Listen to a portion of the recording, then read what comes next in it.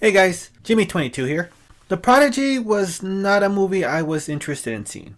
Honestly, it was a friend asked me if I wanted to go with it. And she's a good friend. I enjoy her company, so I said, "You know what? Sure, we'll go see it." And she told me, "Do you know what it's about?" And I had no idea what it's about, but I just figured scary kid movie. And she's like, "Yeah, that's basically it. It's The Prodigy and it's called the Scary Kid movie." And this was at work, so I didn't look it up. Later, I went home because I'm lucky enough to have a home. And I went and I turned on YouTube and I watched it. And for those who don't know, the previews of YouTube is just, it's a scary kid and they don't know what's wrong with him, why he's scary, but he's smarter than he should be. But it's horrifying. Like, the trailers looked really freaky. And of course, when you're seeing this kind of movie, a trailer of this kind of movie, and you're not a brave person, normally the last thing you want to see is produced by the producers of The Exorcist.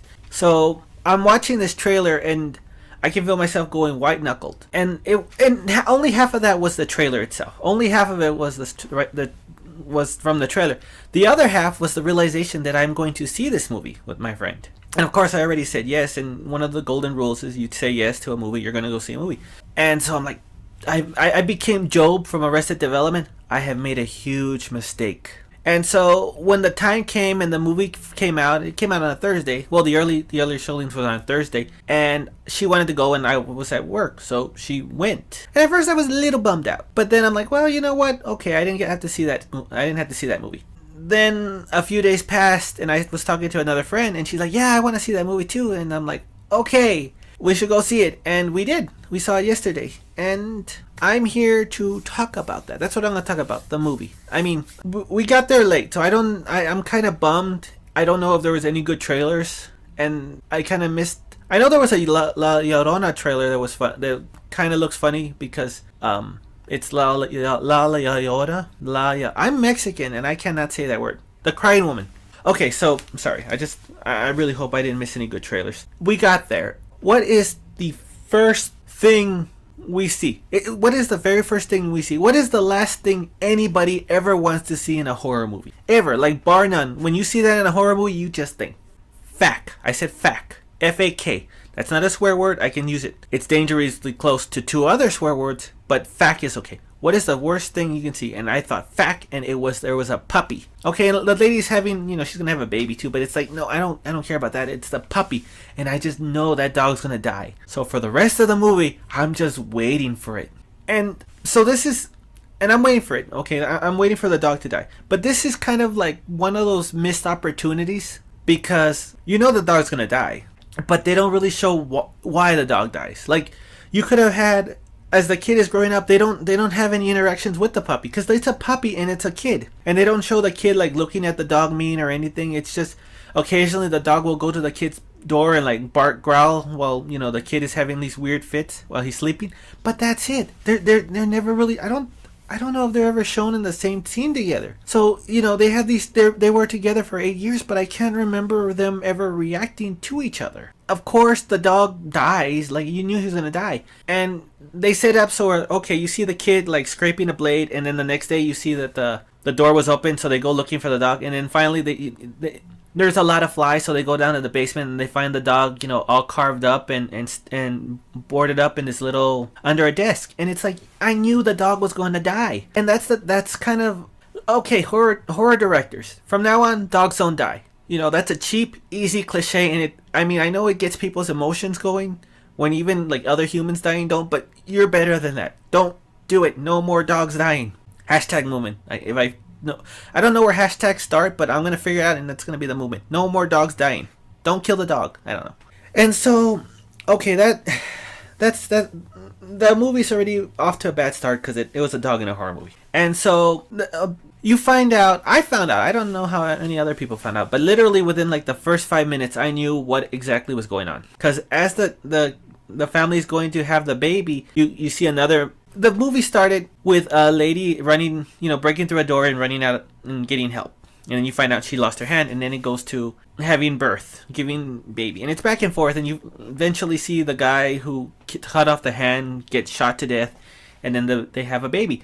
And I'm looking at that, and I mean, maybe it's because I didn't see The Prodigy when it came right away. And so I spent some time trying to think of what it could be. But, reincarnation just, subconsciously I was thinking about it, but reincarnation just popped into my head, and yeah, that was kind of it. The kid is a reincarnated serial killer. Well, he's not a reincarnated kid serial killer. His soul and another soul are sort of like fighting. Okay, so the reincarnation is not done very well either, because they know there's something wrong with this kid because he physically attacks other kids. He doesn't get along with other kids. They even scanned his brain and they're like, yeah, he's high in cognition in some areas, but in other areas like emotional connections or whatever, he's underdeveloped. So you would think they would go through different tests. And instead, like, they just show him talking. There's one scene where he's talking, the doctor's talking to the mother, and she's like, yeah, I thought it was all these things, but it's not. And so earlier in the movie, the mother, she recorded the kid speaking, and it sounded weird, and you find out, and then she recorded it. So the psychiatrist, she shows that tape to another person, and he comes in and he says, yeah, your son has an older soul in him. And he says that because the kid said he was having nice dreams. And what he was is, he said, he's speaking in Hungarian. He's talking about slicing a woman up. And he's reincarnated, and the mom gets mad and she leaves. But you basically know that's it. It's kind of like a will they, won't they, but for a horror movie, it's like, is it, isn't it? I'm disappointed because I thought they were going to try like different scientific routes to try to like make it believable, and they were like gonna hint that it could be this and leaning and just veer off and have a shocking reveal like, no, it was reincarnation. But no, from that point on, it was like you knew it was reincarnation. There's a little bit of time passed, and finally, for whatever reason, the mom decides, hey, I'm gonna take him to talk to this researcher. And so he tells the mom, you gotta stay here so this way I can regress them. And they have this hypnotism scene with what do you call it, a metronome. And it was the scene itself was kind of intense like that. I liked that scene, it was done well. But then you have the child actor was good, because some parts he was freaky, like he did seem angry, or he did have this kind of look. So the child actor is good. And so it switches, and you have this serial killer, and he's pissed, and basically he blackmails the researcher, the doctor. I forget his name. I can't remember anybody's name from this movie. The kid's name started with M. No, the dog's name was Tallulah. I remembered one name. So the kid, or the spirit inside the kid, tells him, I'm not going to tell you my name, but this is what's going to happen. I took some sleeping pills from your cabinet, and I also took some pubic hair from your toilet seat. So if you say anything more, and if you do anything more than just tell my mom, that the woman, that nothing's wrong, I'm gonna tell the police, and you're gonna get in trouble. So the researcher's like, fuck, and yeah, he tells the mom nothing's wrong. And I mean, I don't blame the researcher for that, because if I was threatened by it like that, and I was just kind of like checkmated, I'd be like, yeah, okay. I mean, I know that the allegations had to be, investigated and everything, but there was no way that guy was going to figure out a way out of that. So yeah, okay. And to his credit, the researcher did call the woman at 2 a.m. He called her and he told her, hey, your son was able to scratch out the name onto my couch, because when he was demanding to get the name from the entity, the kid was going like that. So yeah. And he told the mom the name, and she looked it up, and they realized, yeah, the baby was born literally 15 minutes after the guy was presumed dead. I mean, recorded as dead. And so now they know what it is, and the mom is freaked out. In the end, she realizes she has to finish whatever business it is that the spirit came to finish, so this way she can save her son's soul. Because they did say, if you don't finish it, he'll take control. And so there was a small amount of time where she thought, I'm just gonna take him. She's gonna follow her husband's advice and take him to a institution. But as she's cleaning out, as she's packing for the room, she realizes, hey, he has a book of the survivor, because the survivor actually published a book after she got out with her hand. And so the mother, maybe she's because she was sleep deprived or whatever, she decides that's what she needs to do, because the kid, even he mapped out the location, and he left. There was a lot of like plans and stuff like that. So as the mother finds this out, the kid attacks the father because he finds out he's going to be institutionalized. And so there's a car crash, and the mother comes, and she gets the kid. The father's not dead, but He's in a coma. And so they drive, and the mom says, gives him some sleeping pills, and she buys a gun, and she goes to the woman's house, the survivor's house. And as she's talking to her, she realizes that the survivor has a kid too. And she goes to use the restroom, she throws up, and she comes back with a gun, and she's gonna do it. She's actually gonna shoot the woman to finish the business that the killer had, so this way she can get her son back. And she decides not to, but she really should have. Because what happens is the kid, he actually got out of the car and comes back in. And you know he's inside because the door's open and the cat's inside the house that was kicked out a little bit earlier. And so the killer, he's like, hey, which eye do you like more? Because the kid has different colored eyes. And the lady's like, that's the same thing he said to me. And then, he slices her, he cuts her up, he stabs her several times, he jams the knife inside her gut, and he just kind of like disembowels her. And the mother, to her credit, at this point, she decides to try and save the woman, and the boy takes off running. And she doesn't survive her. The lady was stabbed several times and disemboweled. And this is why I think there's something at this point I'm starting to think there's something wrong with me. Earlier, the lady only has one hand, so you see her without the hand. And my first thought wasn't, oh, you poor woman. My first thought was, you think she ever shows off with that? Like, okay. I like playing Borderlands 2 a lot, and in it I like playing the Gunzerker, so what I like to do is I like to save off on the Gunzerking, so this way it's like, oh no, I don't need it, I'm really good with that. I wonder if the lady ever did that. She's like, oh no, I'm just gonna, I can do everything with this hand. This hand is for show. I'm invincible with this hand. And the other thing I'm thinking, after the lady passes, is I'm like, she's not rattling. They don't do rattling in horror movies. Very rarely. And I don't know if that's because it's too much, or if it's just because a lot of people might take it as silly because nobody really knows about it. But my dogs killed a cat once, and I thought it was alive for a little bit because it spasmed like that. But no, it was the death rattle. And the only movie I can think of where they actually showed it a little bit was in Feast. So I don't know. Those were two questions that just bugged me at that last scene. So, the kid runs out and she finds him in a field crying, and then the killer laughs and says, I knew you would do this, I knew you would do that, I manipulated you, your son's dead. And so, yeah, the killer won. She tries to shoot the kid, but then somebody else shoots her, and that was like a real movie moment, because, I'm pretty sure if anybody sees somebody going to shoot somebody else, you got to turn the gun and say, hey, stop it. But yeah, so the kid wins. He runs to the man. They take him. They put him in somebody else's house. But before that happened, the killers told her, because she wanted to know when her son had passed away. And the killer said, that creepy scene in the trailers where the kid, he holds his mom and said, will you love me no matter what I do? Yeah, that was the last time that it was actually the kid. Like the single scariest thing the creepiest, like the truly creepiest kid scene in the movie was actually the kid. And okay, so here's another issue I have with the reincarnation thing. We don't actually know the rules. We know that the longer the other soul is in the body, the more likely it is to devour or consume or destroy the other soul. But we don't know what kind of signs to look for. We don't know what's going to happen. They could have given us some kind of hint that, because the kid kept saying, do you love me? And the mom's like, yes, I love you, Marvin, Mary, Macintosh.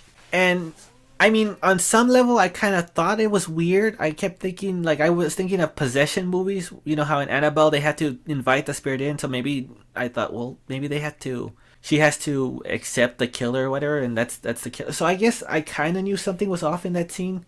But at the other hand, it's like, we don't know the rules. We don't. So it's like a Yu-Gi-Oh! It's like the early seasons of Yu-Gi-Oh! They just pull random crap out of their ass, and it's like, well, where did it... Like, Umi was on the field. Oh, it's taking up all the space, so only one monster can be... What are you talking about? And that's kind of how this reincarnation is. That's it. The only things that were really... I just wish they did something better with the reincarnation. They either did it better, or they try to mislead you more, but no, it's just, you knew it was reincarnation. So, yeah. Um, Character wise, I could not tell you anything about these characters. I couldn't. I don't know what the parents did. I don't for a living. I don't know what they enjoy to do. I don't know how they were before the relationship.